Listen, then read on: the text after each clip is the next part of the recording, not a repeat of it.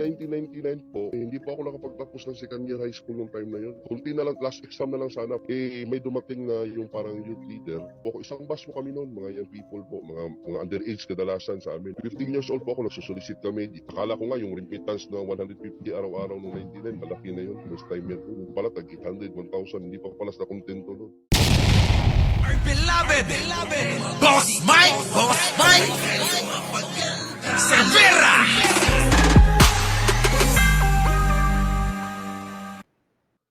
Magandang umaga, magandang hapon at magandang gabi sa mandako ng mundo naroon kayo. Siyempre magandang buhay na rin para sa ating lahat. Ito na nga, mukhang nanganganib nga itong si Pastor Kibuloy na mabilanggo habang buhay. Dahil nga di umano ay may mga dating mga membro ang kanilang sekta o relihiyon, mga kababayan, na ngayon ay nagsisiwalat na kung ano yung mga dinanas nila, kung ano yung mga naranasan nila sa ilalim ng pamamahala na relihiyon ni Pastor Kibuloy. Yun, ito na nga ang masakit diyan, mga kababayan. Dahil ito kasi yan sa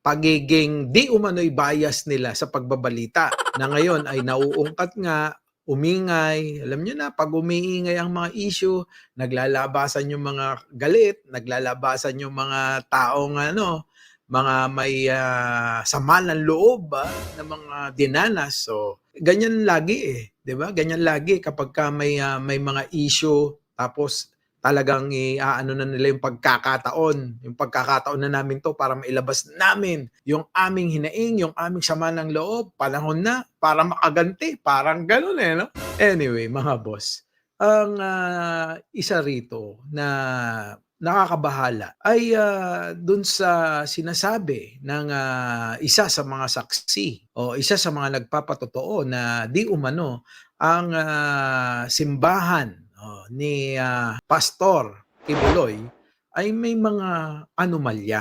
At hindi lang yan. Ngayon ay kalat ngayon yan sa mga balita, di ba? Tulad nito. Ito, hindi ko pa napapanood pero sabay-sabay natin panoorin, mga kababayan. May pang-aabuso at kriminal na gawain sa loob po ng Kingdom of Jesus Christ na pinamumunuan po ni Pastor Apollo Kibuloy. Sa Resolution number 884, naisiya sa atin ang umano'y large-scale o malawakang human trafficking, rape, sexual abuse at child abuse sa loob po ng religious organization. Nakasaad sa resolusyon na meron umano si Kibuloy na pastorals na isang grupo po ng mga babae na umahawak po na matataas na posisyon ng organisasyon. Sila rin ang nagsasagawa ng special personal task at errands. May tinatawag na innermost circle umano ang nasabing pastorals na may mga sexual na gawain at umano'y may atas na si Kibuloy ay paliguan, imasahe, ipaglaba, at ipaglinis ng kwarto. Ilan umano sa mga pastorals ay menor de edad pa rin pero kung nila at ang pinagagawa sa kanila ng mga sexual services. Pinaimbisigan din ang umano'y pagpilit. Ayun na nga, no? Oo, matindi, matindi nga. Totoo naman matindi kapag totoo yung mga ngayon ay may mga mga akusasyon laban nga dito sa pastor. Biruin mo yun, papaliguan ka, sarap buhay no? Tapos meron pang yun ang masarap. Sarap ng buhay. Pambira to si pastor, sarap-sarap ng buhay. Samantalang yung mga membro, eto, at di umano'y naaabuso. At hindi naman natin kailangan ng hindi na naman natin kailangan ng i-memorize yan. Hindi na natin kailangan na masusing pag-aaral dyan. Na kapag ka ikaw ay ganun na nga sa mga nabanggit, no? Ngayon nga, maraming nagsisiwala. Tingnan niyo sa mga picture, gaganda no? Magaganda. Diba? Ito ba yung mga dumaan din sa mga kamay ni pastor kung totoo yung mga aligasyon, 'di ba? Totoo kaya? Bay, maiinggit dito kay Pastor eh, no? Sige, tuloy na nga natin itong video na to. Rape, sexual abuse, at child abuse sa loob po ng religious organization. Dali ang dami. Ang dami rape, sexual abuse. Ayan narinig nyo Rape, malawakang human trafficking, at kung ano-ano pa. Naku. Sa tingin ninyo, yung mga kaso na yan, mga boss, walang bail yan Walang bail at saka sobrang ano na yan baboy, sobrang nakakarimarim na gawain ng isang tao at isa pa ay tinitingala ka pinaniniwalaan ka na ikaw ay sugo ng Diyos. Pero kung totoo itong mga akusasyon na to, Diyos ko, daig mo pang daig mo pang 10 beses na demonyo. 'Di ba? 10 beses na demonyo. Baka hindi nga lang kahit natagtarin nyo ito, kulang pa ito sa kabayaran sa mga ganyang kasalanang ginagawa sa kapwa. Buhay talaga, no? Ito'y na pastorals na isang grupo po ng mga babae na umahawak po na matataas na posisyon sa kanilang organisasyon. Sila rin ang nagsasagawa ng special personal task at errands. May tinatawag na innermost circle umano ang nasabing pastorals na may mga sexual gawain at may ata na ay pliguan, imasahe, ipaglaba, at ipaglinis ng kwarto. Ilan naman sa mga pastorals ay menor de edad.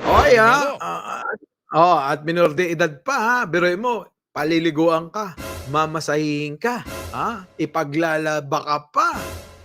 At itong mga ito ay menor de edad. Naku, daming kaso niyan.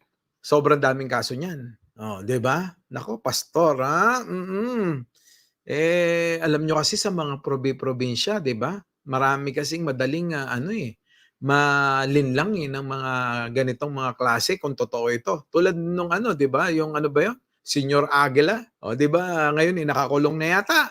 Ay nako, malamang pagka yan mapatunayan na totoo, magiging magkasama sila nitong si si Pastor. Ay nako, Pastor Kibuloy talaga naman. Noong na-recruit sila at nang pinagagawa sa kanila ng mga sexual services, pinaimbisigan ng papili itong Kibuloy na mamalimos sa lansangan ng mga miyembro po ng kanilang organisasyon na karamihan ay menor de edad.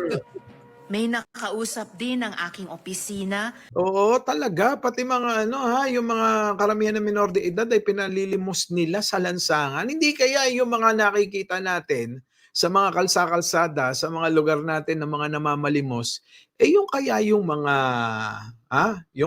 mga membro netong relihiyon ni Pastor Kibuloy. 'Di ba? Napakarami diyan sa lansangan. Kahit saan naman sa panig ng Pilipinas may mga namlilimos 'di ba? Ay nako.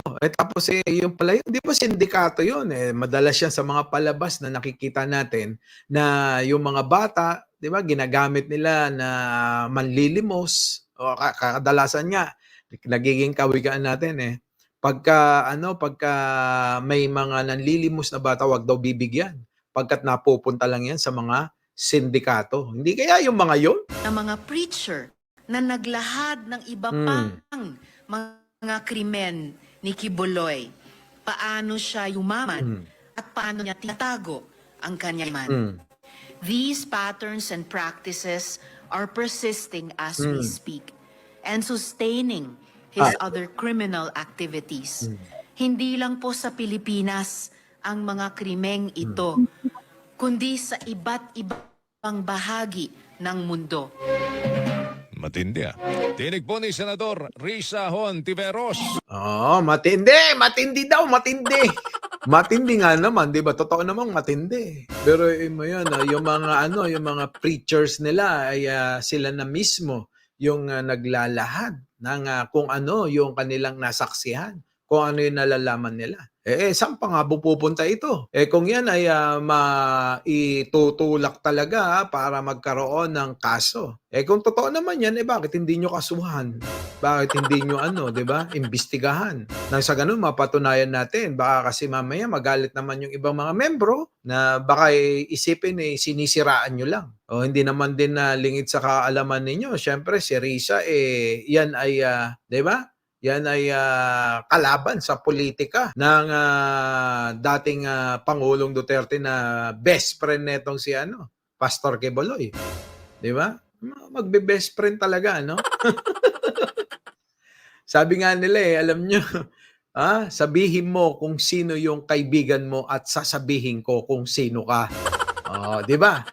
Yan yan kasabihan ng mga matatanda sa atin. Alam ko nung mga elementary tayo, yan ang lagi sinasabi ng mga teacher natin na kasabihan Sabihin mo kung sino ang kasama mo at sasabihin ko kung sino ka. Magandang umaga, magandang hapon at magandang gabi sa mandako ng mundo. Naroon kayo. Siyempre, magandang buhay na rin para sa ating lahat. Our beloved Boss Mike Severa.